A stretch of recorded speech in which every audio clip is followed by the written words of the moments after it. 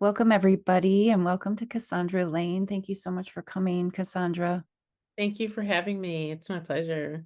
I wanted to share a little bit about Cassandra. For those of you who don't know her, Cassandra is the author of We Are Bridges, a memoir, which was published by Feminist Press, and the winner of the Louise Merriweather First Book Prize.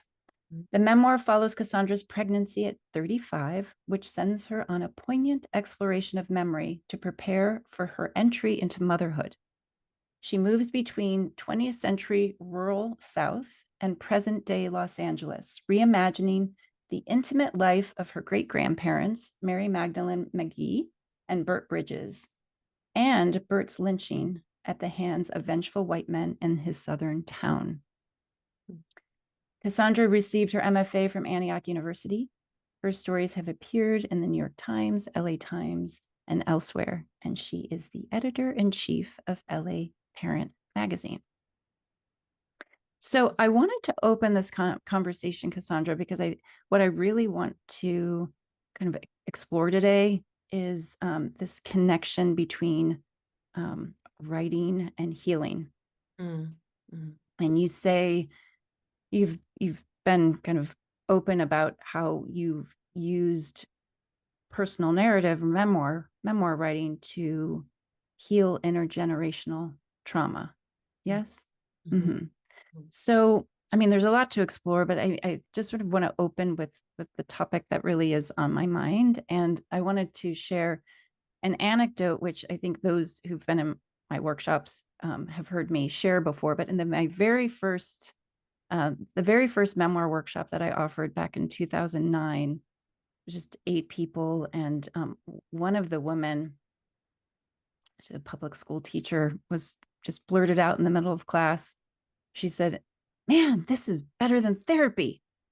And Yeah. it actually made me wildly uncomfortable because I had zero intention of like creating any kind of therapy group with Mm, my intention was to, create and develop a writing group and community. And so I reached out to some colleagues and was very quickly introduced to a vast array of science and scientific research that connects writing with healing.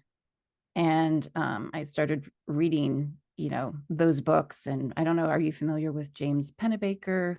He's a well-known scientist and researcher in this area. And anyone else who's interested, there's a wonderful book by Louise DeSalvo. She wrote a book called Writing as a Way of Healing. Anyway, mm, these sort of became my like my Bibles, so to speak, in terms of really understanding where that comment came from, and becoming a lot more comfortable with that kind of experience in the workshops. And I also have come to understand that I think no matter what kind of writing that we're doing, if we are drawing on ourselves as the primary authentic source of what we're generating, there I think there is a byproduct of healing in all the writing that we do. I mean, even if you're writing like a horror film, I mean, there's probably some kind of metaphor in there somewhere, absolutely. right? Absolutely. I So love anyway, horror. That's what we talk yeah. about. Uh-huh. Well, your story is, there's a bit of horror in That's your horror. story, so I mean, it's not far fetched to say that. So anyway, I just kind of wanted to open with that and ask you what for you, what does that mean to you that you have used writing as a way to heal? I mean, you've really taken that concept, that premise to a whole other level, from personal healing to intergenerational healing. Um, I know that's a big question to open this with, and we might need some context for your book too. But what does that mean to you? Yeah, no, I love that question. I saw Leslie's comment pop up in the chat, so I'd better do what she says, which is hold up the book to show the cover. Nice. Thank you, I just Leslie. It Thanks, is a Lex. beautiful cover, by the way. Yes, exactly. And this cover to me speaks to healing. I love, so the artist had me send tons of photos that I thought represented the book, different stages, of the book. And she put together this collage based on some of those different photos. So this larger photo of a woman is very reminiscent of a photo that I sent her of myself after I had toured some plantations in Louisiana, right outside New Orleans. And, there were a lot of Europeans on the tour. This is my ex-husband and I were on this tour. And when they were showing the slave quarters, they kept calling it the servant quarters. um, and my husband and I eventually broke off from the larger tour and just started spending our time just meditating in those, really basically falling down shacks of people who were once enslaved, and they were just, I mean, they were still there, but the way they were kind of, painting it as, oh, these are the servants. And it's like, no, they weren't. We did say they weren't servants, they were enslaved people. And I've heard that those tours have gotten better in recent years. But we spent a lot of time, just the two of us, exploring the grounds, looking inside those rundown cabins. He's a photojournalist, so he took a lot of photos, and one of the photos was of me. I just felt this chill and I was looking down and he captured that. And I love what the Mm, artist did with this kind of shadow of an image. And you see the grandmother figure, figs, a cabin that looks like it could be, enslaved people's quarters, but also beautiful things too. Me hiking once I moved here to LA, a Joshua Tree, mm, birds flying. So this cover in and of itself to me is very healing in that it captures some of the horror, but also a lot of the beauty. mm, Um, and I think, I grew up in a very religious home, um, very, very strict conservative religious home in Louisiana, and poor family. And we were in church all the time. If we weren't in church at the building, we were in church in our living room. My mom is a gospel guitarist. My uncles had a quartet. oh, A lot wow. of beauty there, but also a lot of judgment in terms of, especially very patriarchal, and a lot of judgment that was projected onto girls and women. But I saw, even though we had this religious environment, I just saw also a lot of broken people. And I didn't have that language as a kid, but in college, when I first heard Billie Holiday sing Strange Fruit, it reminded me of my grandfather, Houston. Buckley, who was the son of Burt Bridges, who's the man I talk about in this story, my great grandfather who was lynched. I remember him being in his 80s. He was retired. He did not have a good retirement. He didn't have any hobbies. He didn't know what to do with himself. He could no longer cut down trees. He was a logger. And he would sit there and cry about all these regrets in his life. And one of those regrets was that he never met his father, Burt Bridges, because he was lynched. And he would just work Mm, himself into a rage, into a fit, and then he mm, would end by sobbing. And it was a regular occurrence. And as a girl, I just wonder, why is this man in his 80s, who's a deacon at the church down the street, who sings about, there's no condemnation in my heart, and gets the whole church rousing on their feet. How is this person the same person as the one who sits in his recliner and mm, and goes between nodding off and crying and raging? Um, mm, and so when a lot of things started coming up for me as a young woman in my 20s, unresolved issues, resentment, hatred, racism that I was experiencing on the job, I knew that I needed something beyond you know, just church. And I found my first therapist, a Black woman, psychiatrist that I found at a hospital in New Orleans. I remember her saying, "Oh, wow, how did you find me? I don't take really new clients." And it was just my own sort of separate journey towards healing outside of what my parents and family members said, this is the way. This is the way to healing. And again, not to denounce that at all, but I knew that healing needed to be, somehow I knew that healing also needed to be individual, mm, um, that you mhm, can't just do it in a group. You can't just do it in a church, whatever that church is. That, maybe it's, I came to California, maybe it's, some of the new agey kind of groups that I was a part of. So whatever it is, the groups are great, community is great, but healing also has to be an individual journey. So mine started with, in terms of my individual journey, started with getting therapy, individual therapy. And when I came to Los Angeles, I was 30. I knew that I had done some healing, but I knew I had a long way to go. I enrolled in the MFA program at Antioch and started looking at my past and my family's past in a way that I hadn't been able to while I was still in Louisiana. You know, being almost 2,000 miles away helped me really get that distance that I Hmm. needed. So I started looking at my own issues, but no woman is an island. I knew that my issues were tied to family issues, and that brought me back to Burt Bridges, our ancestor, which was as far back as we could trace at the time. Hmm. So I started there as an origin story. What happened with him. I remember great Grandma Mary very well because she lived with us when she could no longer live on her own. And I remembered her tea cakes and her talking to ghosts and wondering what that was. And I was 11 when she died. So I really had a vivid memory of her. So I started there, even though we didn't have a lot of information. I started there with how this woman on her deathbed was talking about Burt Bridges and how much she loved him and how fine and beautiful he was. And Mm. the white people hanged him because he was uppity, quote unquote, uppity or sedity. And then she would shut down and not tell us anymore. So I wanted to Mm. write those those gaps, that pain. Um, and I thought, and it was just a theory, I thought that that would help me see myself and understand myself in ways that I didn't yet, you know, at 28 and 30. Now at 53, I do feel like there are some wounds that don't heal, and studying mythology is helpful. I think about the Mm. mythology of Chiron. But that doesn't mean that we just, soak in that misery. How do you take those wounds that don't heal and reach out and teach others, which was the myth of Chiron. Um, Mm.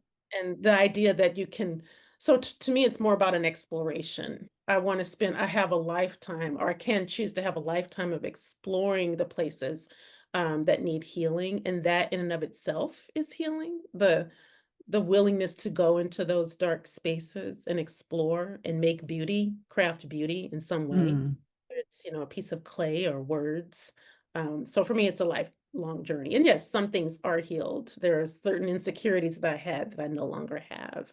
By committing to this work that took almost 20 years and releasing it into the public, that definitely has healed parts of me that I'm very, very grateful for Mm. one of them being the deep, deep fear of public speaking. I remember reading that somewhere, or maybe it was in the book itself. Oh, yes, it was in the book itself. Yeah, yeah, Yeah. Well, yeah. you don't come across that way at all. You're very confident and eloquent, just so Oh, you know. thank Um, so um I was just curious with the MFA, is the MFA at Antioch, do you choose fiction or nonfiction? Like, did you know, because when it's that's to me what's kind of interesting is that you're giving yourself permission to reimagine, and I do want to dive into that a little bit, but just for starters, did you enter a nonfiction program? I did creative nonfiction. So the options at that time were poetry, fiction, and creative nonfiction. I spent the first 10 years of my career as a journalist, as a newspaper journalist. So I thought, oh, this is just as a natural outgrowth of a lot of what I do in journalism. I started writing columns for two different newspapers, which gave me a little bit more creativity. And so I had been experimenting with the first person narrator in that way. Um, Hmm. that's why I chose creative nonfiction. And was there ever any bump to, like, uh, was there any resistance in yourself or from the professors there in terms of sort of I guess expanding the memoir genre to this really complete reimagining of certain scenes or filling in gaps? Yeah, not in any of my workshops. I guess I had very and I knew that we talked about the resistance to, straying a little bit from fact, but my professors, my direct professors did not say, "Oh, you can't do this." I don't remember any of my peers in workshops saying, "Oh, we you shouldn't be playing around with imagining what happened." I have a lot of those, workshop feedback papers still, and they were all mostly encouraging. Yeah, I think I just ended up having a lot of uh, supportive Mm, professors who said, amazing. "Just go with it." Mhm, Hmm. mhm, yeah. Um, and did you know, was that your intention with the writing, or is it was in terms of was your intention to heal? Was that on your mind, or it was more pure curiosity, like this is where I'm pulled and I'm going to explore this on the page? No, I think my intention was to see if I could heal by at least getting some of the answers, getting some answers to the questions. The funny part is that there just weren't many answers to be Mm-hmm. had. A lot of my ancestors were already gone. Of course, my mom is still here. One of my uncles who knew a little bit more, Uncle Cricket, he was still alive at the time, and so I would call him and pester him. That I mean, and just that activity of talking Mm-hmm. to them about that in of itself was healing and Definitely. very enriching in ways. And I remember him saying, "You've got to hurry up and write this book. I don't have much longer." I mean, it was just, and I didn't publish it before he passed, but Mm-hmm. that connecting to him, and I think he was just so proud that someone of my generation at that time was interested and wanted to know more about the family and about how we all connected to this history. Mm-hmm. He's looking down from above. Uncle Cricket is. What about the beauty piece? First of all, your language, I think, is what a lot of people sort of comment on when they're talking about your book, just how lyrical and just, I would even say sensual your Mm. language is.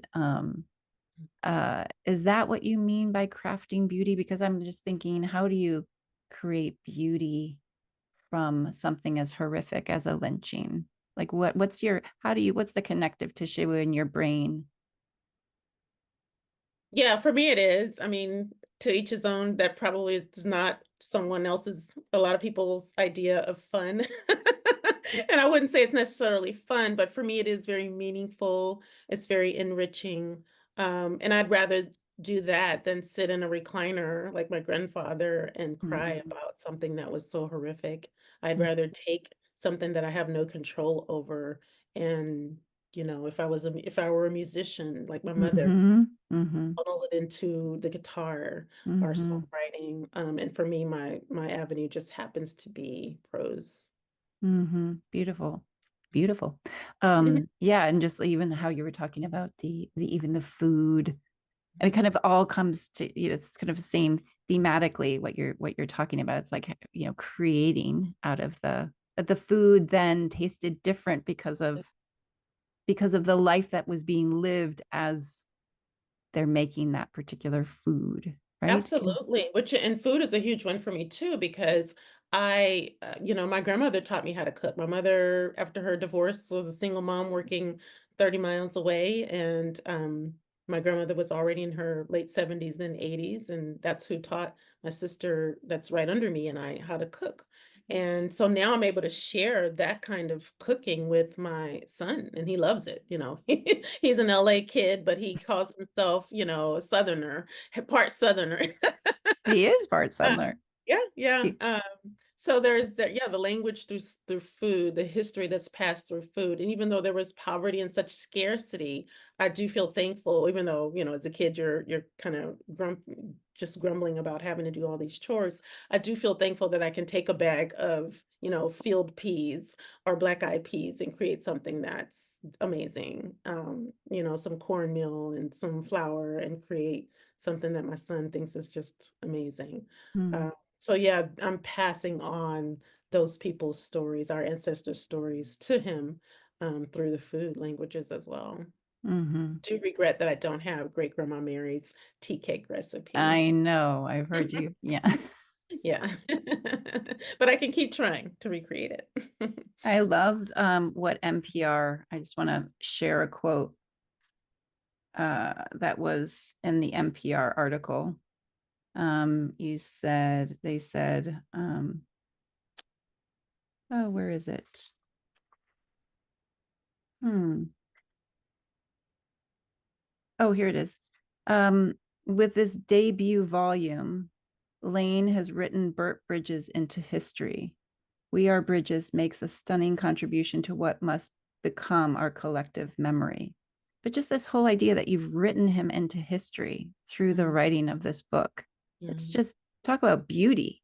Yeah, that gives me, I mean, just that small, someone who, I couldn't find a birth certificate or even death certificate or grave site, that in some small way that, his name is now down in ink, Mm, indelible digital ink, as well as on the page is just, I'm very honored and humbled by that. it's Yeah. really one of the greatest gifts one can offer, I feel. It's when I talk to some people who are reluctant to share their family stories because, of course, it's like you're exposing other people, or maybe not always like the prettiest parts. It's like, Mhm. but you are bringing them to life and their story for, if you write it well, they're well-rounded humans, and you're bringing them to life Absolutely. Yeah. and into history. I just love the way they wrote that. Um, Leslie just mentioned his name. As I love looking up, the historical meanings of names, and one Bridges, of course. I mean, that mm, was his last name, but the metaphor that you can play around with Bridges, but also Bert, which comes from, I think, Germanic language, and it means um, one who fulfills his honor and duty. And I just thought, wow, mm, that's by what the little bit that Grandma Mary would tell us is that he was so proud. This is someone who probably was full of dreams and mm, bright ideas, and because it derives from a word that means bright, so bright, mm, fulfilling one's obligations and duties, but he didn't get a chance mm. to do that, and yet he does. I think through us talking about him today. Absolutely. Yeah. You're helping him achieve his, or I don't know if it's achieve, but shine his greatness Mm. through through the narrative that you've written here. So I want to, if you would just share a little bit more about this kind of blending memoir with fiction. So when you write "We Are Bridges: a memoir," Mhm. even though obviously it's a blending of memoir with fiction. So, well, how did you, and talk about owning that word memoir more, given sort of the blending of the two? Mhm. I mean, coming from memory, even when I was a journalist, and journalists are supposed to be unbiased and all of that, which is not completely true. But statistics or studies would show that you can send two journalists or more to cover the same event, even something as basic as a fire, and you can end up with two different viewpoints, and depending on where they're standing or Mm, they interviewed, who they talked to, what trauma did they perhaps bring to that scene, something that happened in their past. And so reading those studies about something as basic and supposedly factual as journalism was freeing to me mentally, mm, when mm-hmm, I went into more creative nonfiction. And I took liberties with that word creative in front of the nonfiction. mm-hmm, And I know that memory is slippery. Memory is a very, very slippery thing. There are things that I remember very vividly. My sisters and I talk about this, some of my friends, oldest friends, very vividly, and other things that they say that I told them that I have no recollection of. And so I leaned into that slipperiness of memory, even when it comes to writing so-called factual reports. And then played with that in the prologue. So for me, I thought this is where I can let the reader know there's playing around with memory and fact in this Mhm. this book in order to try to tell the best story that I can tell, given the Mhm. gaps in history. I think that's your opening line, isn't it? Just Yeah. acknowledging that. Mhm. Yeah. Um, so I mean, to me, I think it's exciting because you're kind of pushing the edges of memoir. You're kind of making it you're making the genre your own. Mm. Did you are there other references that you were drawing on that blend in such a way, the two?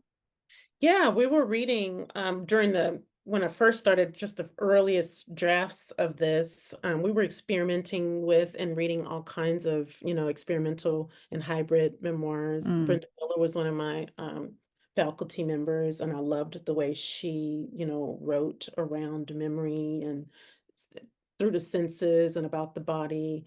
Um, Mary Carr, we're talking about the place of lies in memoir writing. mm-hmm, Uh, so yeah, we were reading a lot of different types of either essays, experimental essays, memoirs, and that was freeing to see what mm, people had been doing in the genre.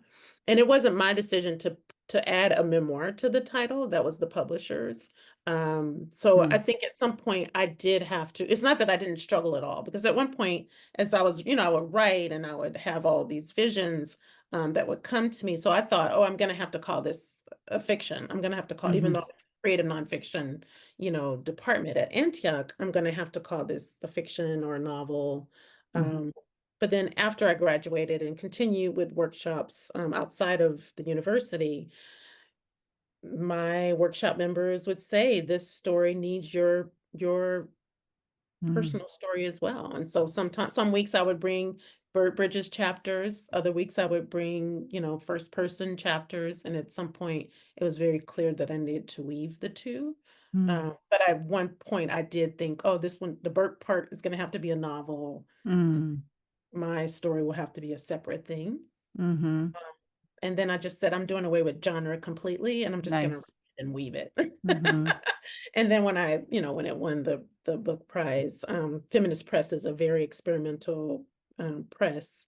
They said we like the hybrid form and we like the experimental form. mm-hmm, It was a runner-up for another book prize, and that judge reached out to me and we ended up becoming friends. She gave me a lot of great insight. And so I had started revising the book based on her insight to make it more chronological, to make it a little bit more. She wasn't against the imaginative parts of it, but I was trying to make it more linear. And I remember when Feminist Press called me and said, "You're the winner of the prize." I said, "Oh my God, I've started rewriting." And she said, "Okay, well, we chose you based on what you sent in, but they gave me 3 months to continue with the revisions. I sent it in and they said, this is nice, but this is not what this is not what we mm. wanted." So we went back to the original draft and continue working from there. So a lot of it too, for everybody, is who you end up working with, publishing house, Right. editors. So much of it is subjective. So Yeah. how much did you share for the book prize? I didn't realize you could sort of, yeah, get a book prize with a partial manuscript. And were they No, it oh, was a full manuscript. It's just that it was, it still needed revising working? in both Mm-hmm. situations. So, and it was the same year. It was 2019. I had gotten really serious about finally finishing around 2017, 2018. I sent it off to two book prizes in 2019. It was a runner-up for one, and then it won one. But in both situations, they were full manuscripts. Mm-hmm. Got it. Yeah, they just needed more revising. Are you familiar with Christine Rayner at all? I'm not. I don't think No. so. She wrote a book called well, she's written quite a few um memoir craft books. Okay. Um, Your Life as Story is one of my favorites. Okay. But anyway, she wrote a memoir. Well, she calls it a novoir. She Oh, what is coined the term novoir, and it's called that? Apprentice to Venus, which is weaving her story with. She was Anais Nin was her mentor, so it was this like protege mentor relationship, and so she weaves distinctly, her present day, her first person story, and then writing Anais stories as it intersect with her story. But anyway, I just thought like the term novoir is I That's was wondering fascinating. if you had ever heard of that term. No, do you know who published her book? I can't say off the top of my head.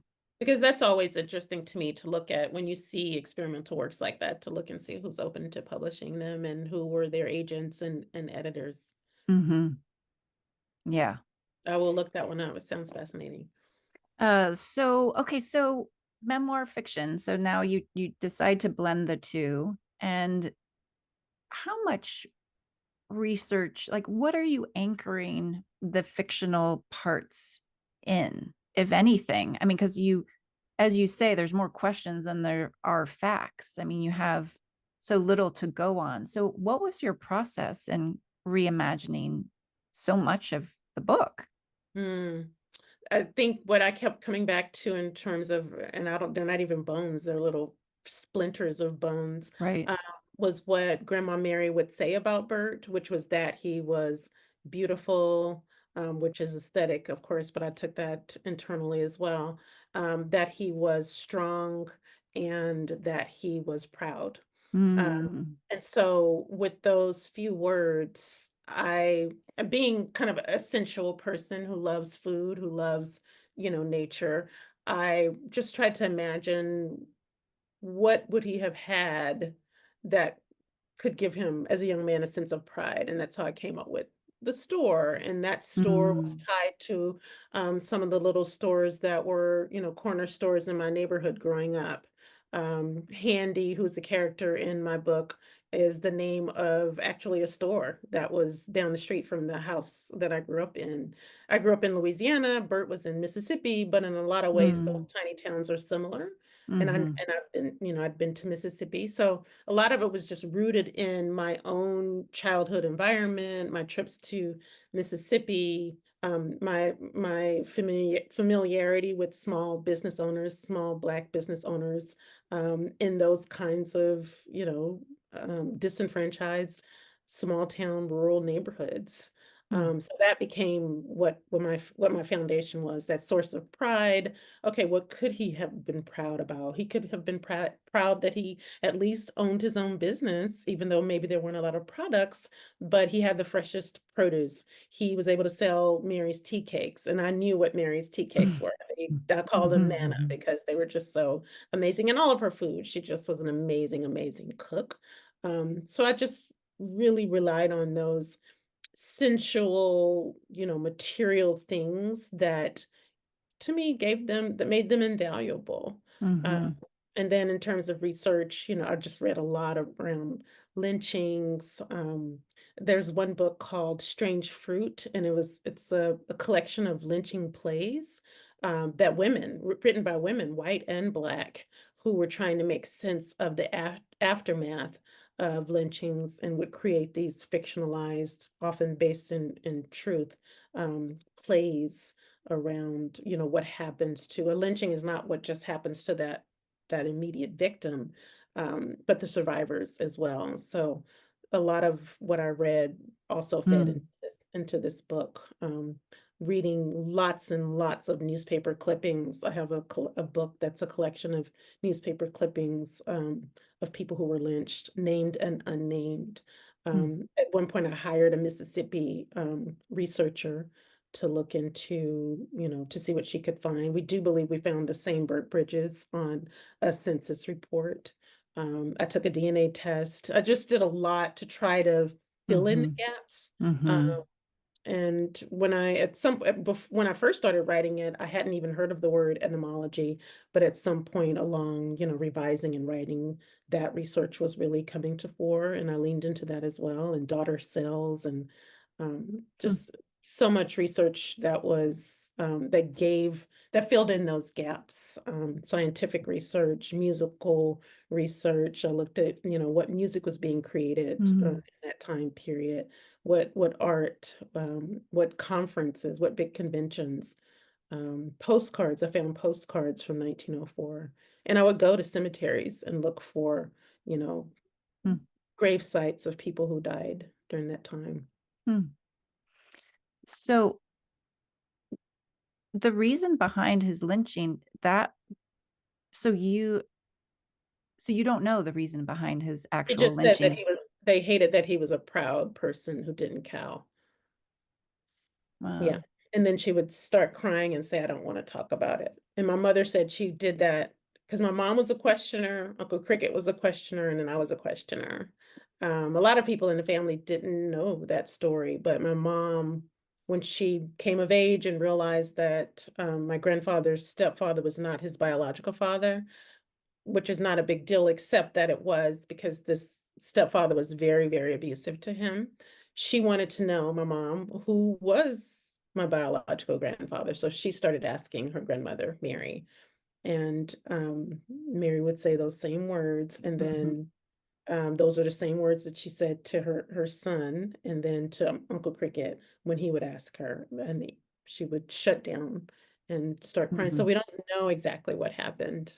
And Um, just for those who are listening and might not have read the book yet, what can you share what you invented or imagined as as being the reason? And also, can you read the scene that we talked about oh, okay. as but maybe for context, could you share a little bit of kind of like how you framed the lynching? Yeah, so I framed it by something that's very common. Bert owns a store, a little corner store where he sells fresh produce, Mary's tea cakes, some dried goods, and the mayor of this little town, Holmesville in Mississippi, which is now a ghost town, wants to bring a railroad through the town and actually this is some of the history, the true history of that area.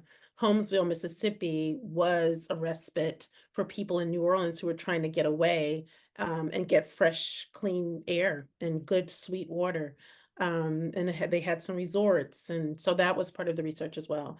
So Bert does not want to give up his store and refuses to take whatever settlement and then the mayor sends some guys to rough him up, and he beats up one of the guys who's a white man, and so they're able to use that as reason to lynch him. Mhm. Um, Thanks. you're welcome. So you want me to read just when Mary discovers the body? Is that I was, I mean, the actual his experience of being lynched. Can you read that? because I don't go in, I was trying not to send, so I don't go into, you see him being led, and then you see Mary discovering him. I don't go into, him being lynched. Oh, I thought it I was like do have there was a Mary, there is some sections where Mary kind of imagines okay. his body, so maybe I think that's I think probably that might be what it is. Sorry. okay. I'm just So I'll start. misremembering. Okay, I'll just read that page or two. Okay. The Black People's Graveyard is just shy of a mile from Mary and Bert's house. Within minutes, Mary's heart is a beating knot in her chest, a thickening mass rising to choke her. Slowing but not completely breaking her run, she raises her left hand and presses it hard against her right breast, where it feels like a large bone is snapping inside of her and on the verge of puncturing clear through her skin. Mary slows to a walk when she spots the old white oak. The tree stands at the rim of the graveyard, its squat and massive trunk holding muscular limbs offering tobacco-colored leaves. Bert's body dangles from these limbs. He died facing the graveyard with the heavy knot of the noose pressing against the back of his neck. Mary lets out a cry too deep for the length of her body, too old for the baby in her womb. The sound is dark and cold, and it ends as abruptly as it came, running back into the earth. Tears cling to Mary's eyelashes. They get stuck there, not falling. The strange yellow fractioned light inside them flickers to nothing. Bert's body hangs low, low enough that Mary can touch his feet, his ankles, his calves. She walks around him, imagines the rope burning at his neck and unspoken words breaking down into letters in his throat, too high to go back down, forever trapped in the tissue and mucus there. She feels the tree branch shuddering as his weight is yanked against it, his neck snapping back, then forward, and his chin falling against his chest. It was his chin that had seemed so hard, so unyielding, and so prideful, but Mary knew this was the very point of his tenderness and his weakness. Whenever she would take his chin into her mouth, the hardness and braveness would diminish in a quiver. She circles him again and again as fallen acorns and twigs crack under her feet. Everything is intact, his shirt and pants, his belt buckle, and even his shoes. The skin on his bald head is shiny and creaseless. His eyebrows are black and coarse and untamable. She had moistened her thumb this morning and smoothed them down, but they had curled back up as always. Wild, stubborn hair for a wild, stubborn man, she had playfully scolded him, lowering her eyes to his. He had whispered back, "You would know." And there is something else about Bert's person that Mary cannot see but feels fright. She senses it and could cut it with a knife, but there is also the lingering spirit of regret and doubt and defeat about him. Those spirits hang around his body, stinking and drowning out the man she knew him to be. Mary feels all of a sudden ashamed, and she backs away, creating a gulf between herself and the oak, between Bert's body and hers. A sharp ache knocks her in the stomach, and the baby begins flipping in her womb like an acrobat, like a madman. And the bird on the branch over there near Bert, it won't stop chirping.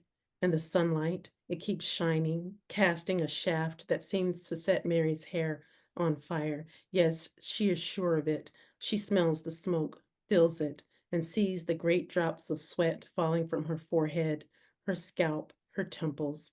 She has to pee, feels her bowels threatening to let loose, and needs to throw up all at once. She folds over, but the morning's breakfast comes only as high as the bottom of her throat because she won't let any of it go. Mary catches sight of Handy and what seems like the whole village of black townspeople running up behind her, and she takes it, all of it, the fetus, the piss, the puke, the shit, and packs it all down into one tight, constipated ball, and then stands up straight.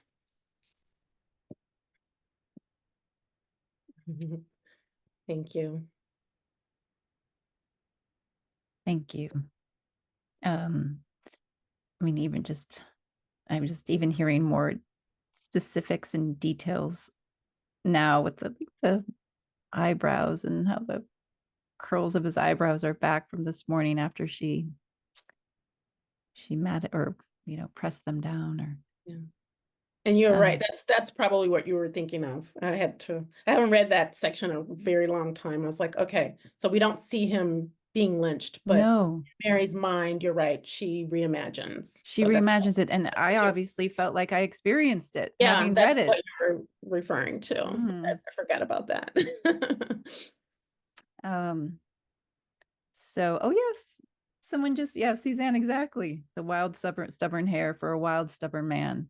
Just Yeah, brilliant. Thank you so much. you're welcome. Um, so, um, I guess a question that's lingering for me is sort of this balance between research and actually writing. Like, at what point did you get so stuck in sort of the research aspect that you had trouble writing? Were you able to do both at the same time and then kind of go back and do another pass after doing more research? How did that work? Yeah, I think for me in spurts, and I hope my next book doesn't take this long. It won't. But I think, over that long period, I would have, periods where I was just engrossed, depending on what was going on in my life too. Once I became a mom, I mean, it was especially a young mom. But before the baby, there were moments where I was just like probably I think I remember writing this section. Part of it's I don't remember it. It feels otherworldly, but also I know that when I was writing sections like that, I was deep into writing mode. Like I Hmm. had longer blocks of time, but then I would come out of out of that. I've pretty much always, except for while I was doing the MFA, worked full time. Um, so there were times where I didn't have a lot of time to write, but I would spend more time. I could spend more time, reading articles online, or reading some of the many books that I bought about that around that time period, or reading newspaper articles from newspapers.com.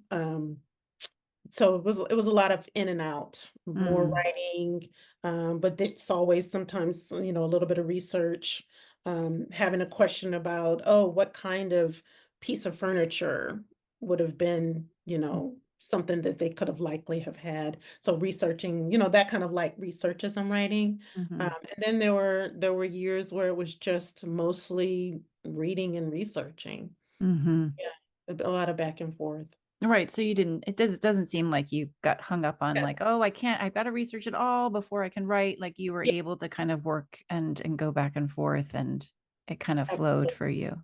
And I Yeah. wonder if that's because it wasn't like I was writing about some historical point in time that didn't have anything to do with me. I wonder if I was able to do that and not get stuck in the research because it was also a very personal story. Mm-hmm. Whereas Mm-hmm.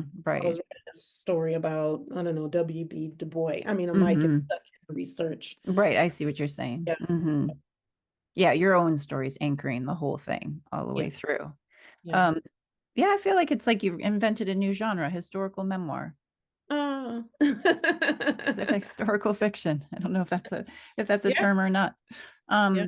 So what about before we, I just want to, by the way, anyone who's joining us today, feel free to add some questions to the chat. But before I open it up to that, I wanted to ask about structure because it is so experimental and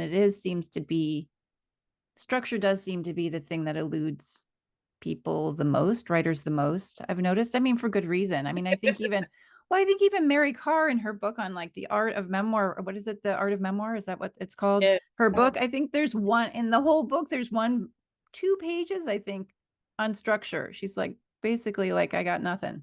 Yeah. Um, I mean, she gives a little something. I think she does Yeah. what she calls a flash forward, and then like all of her books start with a flash forward and then right forward to that Mm. point and beyond. But where did you even begin? I mean, I know there's part one, part two, and part three, but for those who haven't read the book, I mean, she has her own story. You've got Bert and Mary's story. You've got Avis, and Houston's story. They're,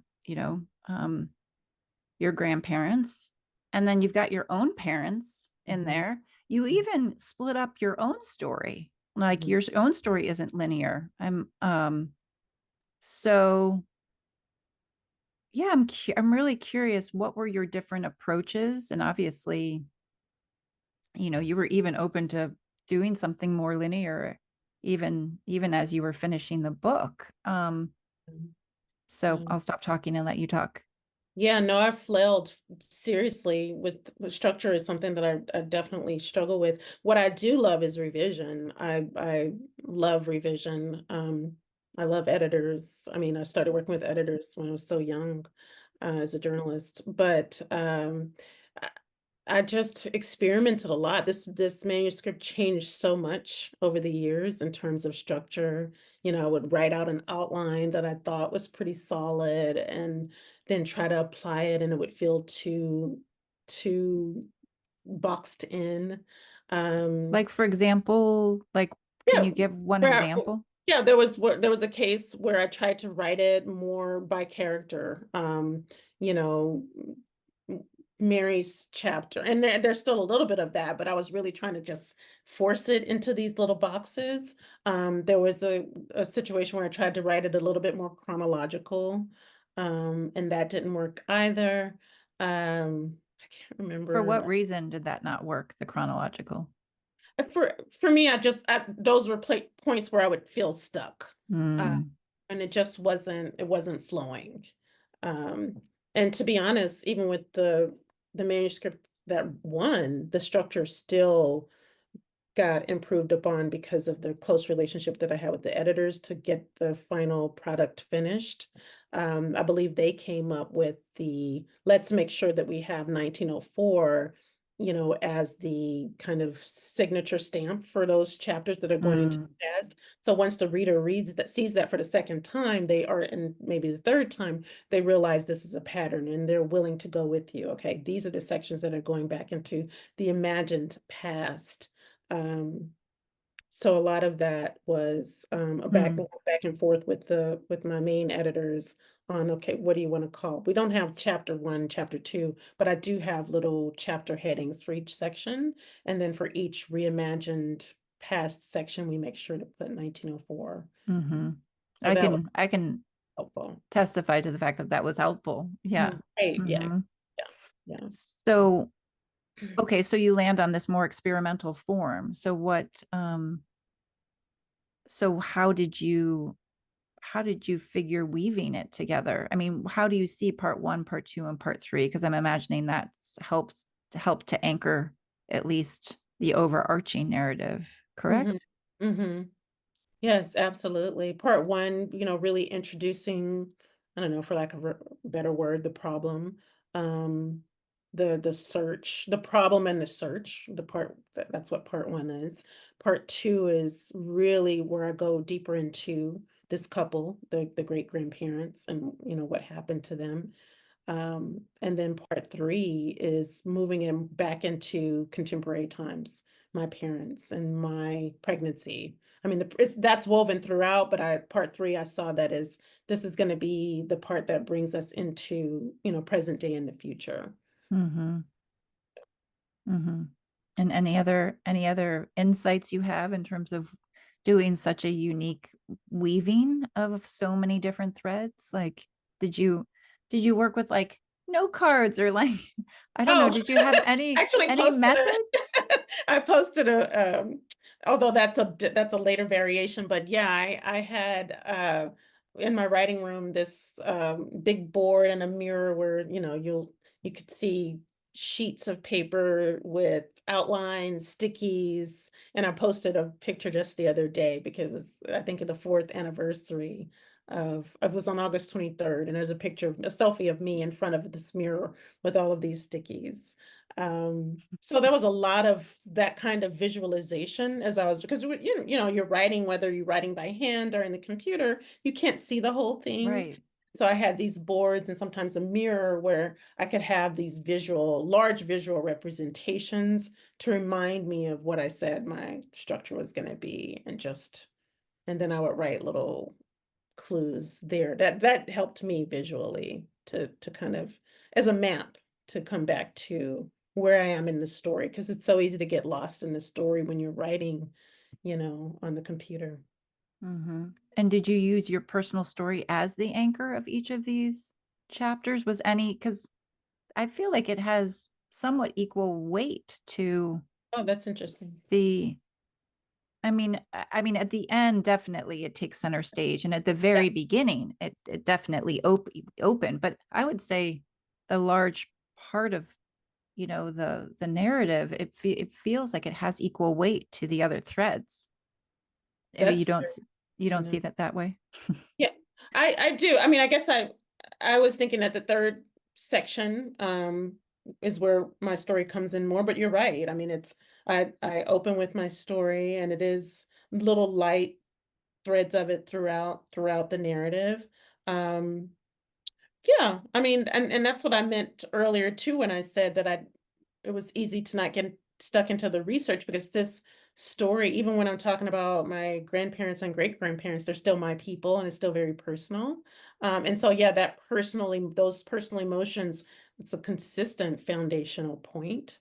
Um, so I think you're onto something there, that carried me through the structure as well, because I was always able to come back to why am I writing this? And that Mm, story, and that why changed, because initially I wasn't going to become a parent. I didn't think that motherhood was my path.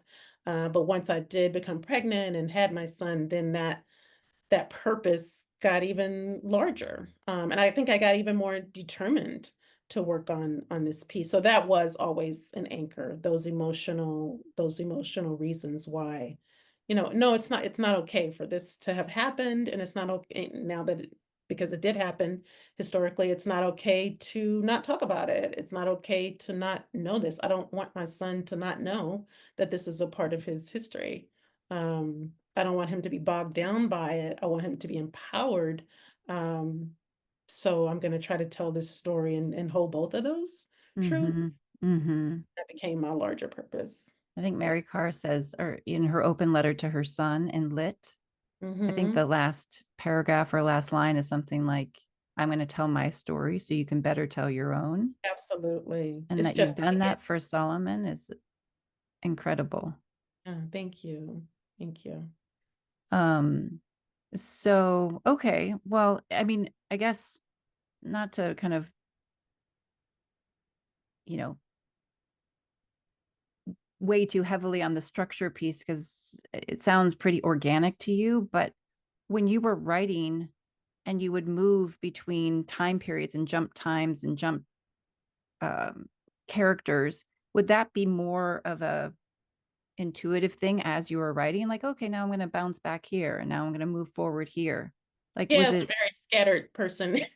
okay? So that Yeah, worked for you. absolutely. Whatever was coming to me. And again, my writing has to be kind of squeezed between, all my other life stuff. And so if an image of Mary came to me, then that's what I would work on. And I might not be finished with that when, I'm somewhere else and there's some personal intuitive insight that comes to me with my own story. And so I would write that.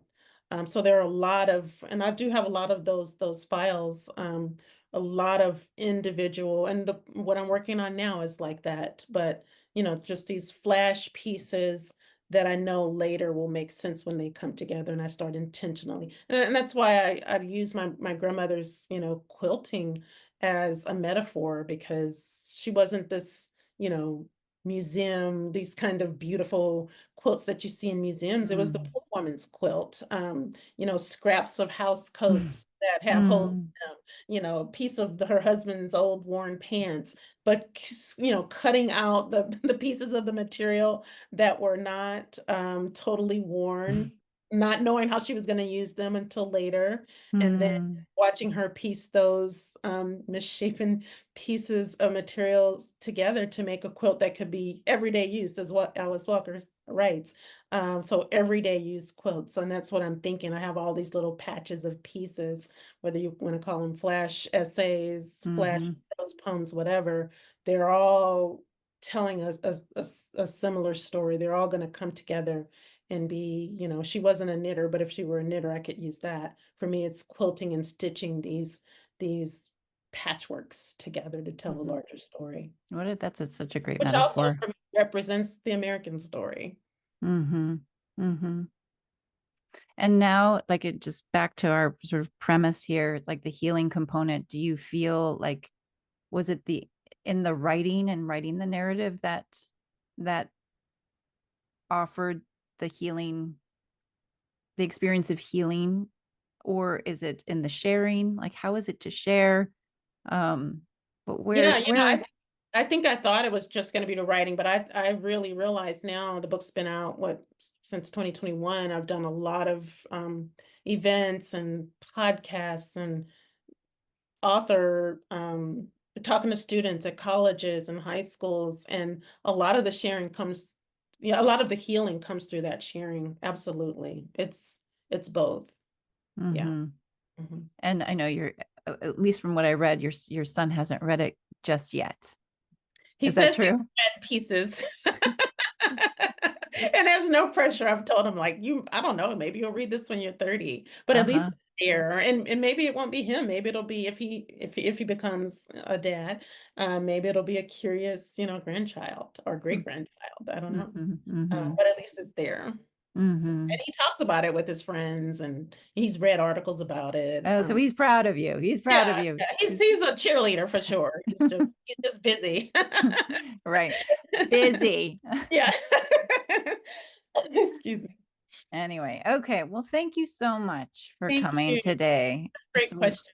Thank wonderful to speak with you. And yes, I hope everyone will, if you haven't already, will pick up your book, We Are Bridges, and enjoy you. it as well. So Thanks so much, everyone, for being here. I appreciate it.